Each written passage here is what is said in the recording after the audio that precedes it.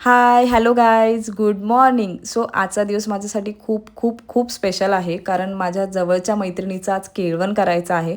त्यामुळे फटाफट तयार होऊन मी दादरला जाण्यासाठी निघाली, कारण संध्याकाळी तिच्या केळवणाच्या सजावटीसाठी काही फुलं लागणार होती. सो ती घेण्यासाठी इवन काही अजून शॉपिंग करायची होती, त्यासाठी मी गेली. मस्तपैकी 3 ते 4 तास दादर एक्सप्लोअर केलं. 3 ते 4 तास दादर एक्सप्लोअर करून झाल्यावर घरी आली फायनली.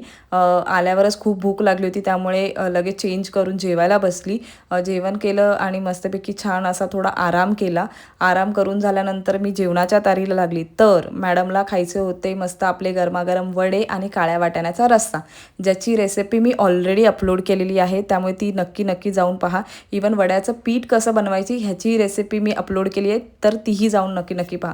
सो छान असं तिच्या आवडीचं सगळं जेवण करायचा विचार केला होता, तो ते केलं. तर एकीकडे माझं जेवणाची तयारी चालू होती, तर दुसरीकडे माझा नवरा तिच्या केळवणाच्या सजावटीसाठी काय करता येईल बेस्ट टू बेस्ट ह्याच्या तयारीला आम्ही दोघंही इवन लागलो होतो.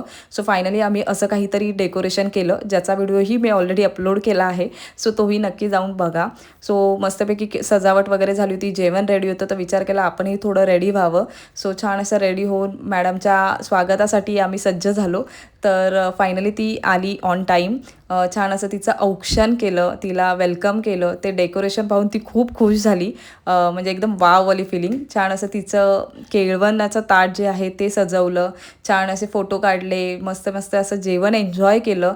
आणि फायनली आम्ही तिला तिचं गिफ्ट दिलं, जे केळवणासाठी घेतलं होतं.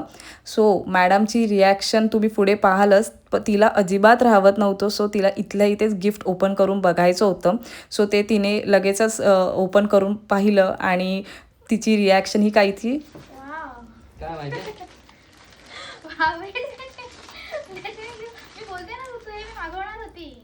सो असा काहीसा आजचा माझा दिवस होता, छान एन्जॉयबल. सो भेटू पुन्हा लवकरच.